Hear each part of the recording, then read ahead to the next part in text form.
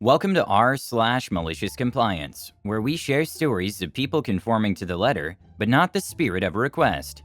Thank you, friends, for subscribing to the channel, and for so many likes. The first story: customer chooses to ignore simple procedure and receives 800 gallons of water in their living room. The second story: company came up with a new policy and suffered from it. The third story: boss didn't trust my judgment, and as a result I got to nuke a shed with a big tree. On to the first story. How much water do you want exactly? I deliver bulk water to people who don't have access to city water or their own private well. For nearly all customers, it's a simple process. Either they call for deliveries or they have agreed to automatic deliveries. When I show up, I hook the truck up to the fill pipe and start pumping, and either listen at the vent or hook up to an installed alarm in order to know when the holding tank is full. This particular customer had their holding tank installed in a small utility room next to their living room and didn't install a vent to the outside, and refused to allow us to install an alarm because they didn't want us to put the 1/4 inch hole in the wall to run the alarm wire. Solution? They call when they need 2,000 gallons of water, and we show up and pump exactly 2,000 gallons of water. This procedure worked without flaw for over a decade. Literally hundreds of deliveries with no issue. Q owner deciding to sell. We're contacted by the new owners and set them up as a new account and head over for our first delivery and meeting. We especially go over the issue with us being totally unable to tell when the tank is full. We offered to install the alarm again for free, but they declined. So we let them know when they call for water, they must be sure they have enough room in the tank for 2,000 gallons, or to let us know how much water they have room for. We went over this several times and they laughed, saying they understood and would be calling when they were below the 2,000 gallon mark. 2 weeks go by, and we receive a message on our answering machine from the new customer. No gallon amount is specified. This set off a warning bell though, because it was a household of 2, and it's only been 2 weeks since we filled them last. That's highly abnormal. We expected more like 5 weeks, so we call back just to double check. No answer, so we leave a message asking for confirmation.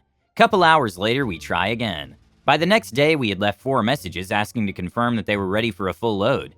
No reply. Well, they did call, so boss sends me out. I knock on the door as a last attempt. Still no answer, so I hook up, start the pump and set the timer, so I don't overpump while reading my book. 15 minutes later, I hop out to check the water meter, 1,700 gallons. I'll watch for the next couple minutes and shut it down. That's when I hear the front door burst open, and the woman who bought the house and had called us in yesterday is screaming to shut the water down. There is water everywhere. What the hell are we doing? This woman has been ignoring our calls and even ignored me at her door, and now she's screaming at me. Apparently she had called when the tank was half full instead of down below the mark, showing where the 2,000 gallons is, and just disregarded all our messages and didn't feel like talking to me when I knocked. So now she has 700 plus gallons of water in her living room. Boss was called out so she could scream at him. Husband came home from work so he too could scream at us. For reasons, I guess. They made a lot of demands about how we were going to pay to fix it. Nope. Boss laid down how we saw the situation. You can keep the water free of charge. Just don't call us for water anymore. Y'all are too stupid to work with. Never heard from them again. Haha, broken heart. I imagine their panic and living room full of water. It's funny and scary at the same time. But the tenants should have looked more carefully at the mark. You warned them and told them the instructions, so it's no longer your problem. The customer refused the level gauge, which would have relieved them of the obligation. No doubt, as stated in the contract, to know how much water is in their own tank at the time of refilling. You followed the instructions you gave them when you signed the contract. Come and deliver 2,000 gallons. They asked for water, they got water. The very same procedure that always worked before. This could have been completely avoided if the owners had literally effed with the information they were given at the beginning, every step of the way. How effing stupid do you have to be to ignore calls about how much water you can fit into a holding tank? Thanks for sharing, OP. I wish I could have heard your boss tell them how they're too dumb to do business with. The second story is, new travel policy to save money ends up costing so much more. My company was on a cost-saving kick and decided to look for a way to shave pennies. Now, they could have looked at the amount of money that was squandered by people jetting all over the country on company time at a huge hourly rate. Basically, the labor spend is always much higher than the cost of the flight, car hire, hotel, and food combined, or the number of strategizing away days that HR etc. went on. But no, they came for the lowly engineers. When the company starts counting paper clips, you know that you're about to have some fun. We were called to a consultation session. Reed, we're telling you what we decided based on what we think goes on and not what actually goes on. The session was about saving money on hire cars. In our company, if you have to go away from your home site, you can use your own car and choose a mileage rate up to about 40-mile journey. If it's longer, then you should have a hire car. Hire cars are usually dropped off at the office by transporter, or you can pick one up at a hire office, or you can get a car dropped off at home for a small fee, 14 pounds plus fuel. Travel department announced that there were to be no more home drop-offs to save money. The engineers knew how this was going to pan out and said nothing. The thing to know here about the travel department is that they do not travel. None of the knowledge is from the real world. Travel announced that the new policy was that home drop-offs were to cease. We had to pick up the hire car at the office or at the nearest Hertz rental location. Sounds simple. All the engineers who travel a lot could instantly see the issues, but as we were told that this is the new policy, we had to comply. So we did, maliciously. I was on a job 300 miles away at the customer's site. I traveled down on the Monday morning, starting at 6 a.m., and back up Thursday, home at 6 p.m. Because of the travel time, I got the Friday off. I also lived a 100-mile round trip from the office, and my nearest Hertz office was at the airport. This was not an unusual situation. A lot of people I worked with traveled to client locations. The weekend arrived. Usually at some point over the weekend, a car is dropped off and the key in the paperwork is popped through my letterbox for the princely sum of 14 pounds, and no time from me. Instead, because the Hertz office was closed at 6 a.m. on the Monday morning, I picked up the car the day before. Because my wife needed my car while I was away, and therefore could not leave my car parked at the airport, I took a taxi as per company travel policy, 35 pounds in 40 minutes. I picked up the car, about 30 minutes, and drove home, about 30 minutes. On the Thursday evening, instead of heading home and getting the car picked up on the Friday, I headed straight to the airport, dropped off the car, and took a taxi back. 40 pounds in about 40 minutes due to busy traffic. Our expenses are done monthly, so by the end of the month I have 3 weeks travel to account for, which would have been 3 times 14 pounds, plus a small refueling charge for the trip back to the Hertz office. Instead, they got about 200 pounds for taxi fares and an overtime bill of about 4.5 hours, at about 80 pounds per hour. I was not the only one. Some engineers took a taxi into the office to pick up the car, as their spouse needed the car while they were away. Some took a taxi to the nearest Hertz office. All of us put in our overtime at the end of the month. Travel has no overtime budget, and so it all got claimed from the project. The project labor budget teams went ballistic and went all flaming torches and pitchforks on the travel department. The policy didn't last the day. Edit. We were told that this was the policy. We must follow the policy or face disciplinary action up to and including sacking. If we do not follow the travel and expenses policy, we're personally liable for any spend that is not pre-approved. So if we get a car delivered, then we have to pay for any expense that is not a policy. If we were involved in the consultation, we could have explained it, and we would have had the department was on a power grab and started management by dictate. Company lost you this round. Good job. If the company hadn't come up with this stupid new policy, everything would have been fine.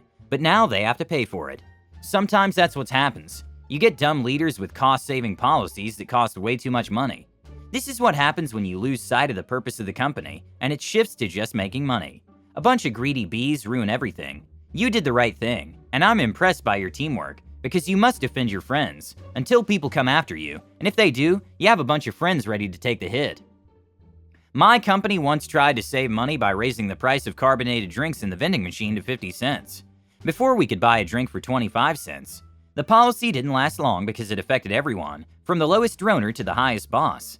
It was harder for everyone to find 2 dimes in their pocket. This obviously affected the bottom line, so the president announced at our next company-wide meeting that he was changing it. The last story is how my old boss ended up buying the customer a new shed. I do tree work for a living, and the last boss I had was the kind of guy who thought he knew everything and demanded that you did things his way when he was on site. The day this story takes place was no different than any other time that the boss decided to show up. We were there to drop a massive sunburst locust tree, over 3 feet wide at the trunk and branches that spanned over 60 feet. It was a beautiful tree, but the customer wanted it gone, sadly. The customer had a brand new empty shed on one side of his property. There was enough room to drop the tree, but only if aimed just right. I set a pull rope into the tree and had my crew set our winch up on a tree, along the back line of the lot to pull the locust over. My boss was not happy with my choice of felling direction, and demanded in his "I want to speak to your manager" voice that my guys move the winch to a tree 40 feet to the right, and told me that I was to aim the tree in his newly selected direction, directly towards the shed. I told him that was a bad idea, but he wouldn't listen. He wanted to show the customer that he had absolute power over us and used one of his favorite lines: "If you don't want to be here, then leave." He knew I was wearing golden handcuffs, and leaving wasn't financially responsible of me with a young family at home. I accepted that he was not going to allow me or my guys to put the winch anywhere close to where it should have been, and set to putting my notch into the tree. I started aiming the tree to where I knew it should have been aimed, but was again screamed at by my boss because I wasn't following his direct orders. This is where I finally gave in and aimed the tree directly towards where he wanted me to, towards the shed. My aim could not have been more true. The notch and back cut were absolutely textbook. My guys applied power to the winch, and we put that tree down exactly where it was aimed. The new vinyl shed. It exploded. My boss did too. The customer calmly walked out, put his hand on my shoulder, looked directly at my boss and exclaimed, "Sean did exactly what you told him to. When will you be installing my new shed?" I walked away from the two of them immediately, as I did not need to be directly in the middle of that conversation, when I knew I still needed to get the tree from the backyard and into the truck. Things got even worse for my boss. He was the kind of boss to shout orders but not actually do anything himself. That day he decided to try to help out by taking the climbing saw, which is not set up to be used on the ground, and start hacking away at branches, using only one hand on the saw. Very dangerous. We all knew that we would get screamed at if we said anything to him, so we did our best to stay clear of the whirling dervish and do what we could at a safe distance. 5 or so minutes into his arbor assault, I hear him start screaming and see a chainsaw flying across the yard. Remember earlier where I said what he was doing was dangerous? That saw kicked back at him and he put his left hand up as a reaction. D near lost off 3 fingers from his left hand. We managed to get that idiot bandaged up and driven off to the hospital where the med staff were able to save the fingers that eventually had to build the customer a new shed. Your boss is very lucky. I don't understand how such incompetent people are put in high positions. Why do they refuse to listen to their subordinates? They have to stop thinking that if you're the boss, you're better than everyone else. Your boss is a lot like my boss. It's unreal. My boss doesn't listen to anyone, and it gets the whole team in trouble. I feel your pain. I'm looking for a new job, and I'm doing it during work hours. Judging from your story, you're good at what you do, and I'm sure there are companies that will love someone like you and will probably pay you more. In my experience, I can confidently tell you that it only gets worse. Your boss is not going to change. I imagine he's going to have to clean out the barn now, but it's his own fault. Although the fall won't affect you, I'm sorry you had such an experience with your overzealous boss. Often the best bosses are those who may know less than some of their team members, but can encourage everyone to work together to get the job done well and safely. Maybe you'll be a good boss. Have you thought about that? Subscribe, hit the like button, and have a good day.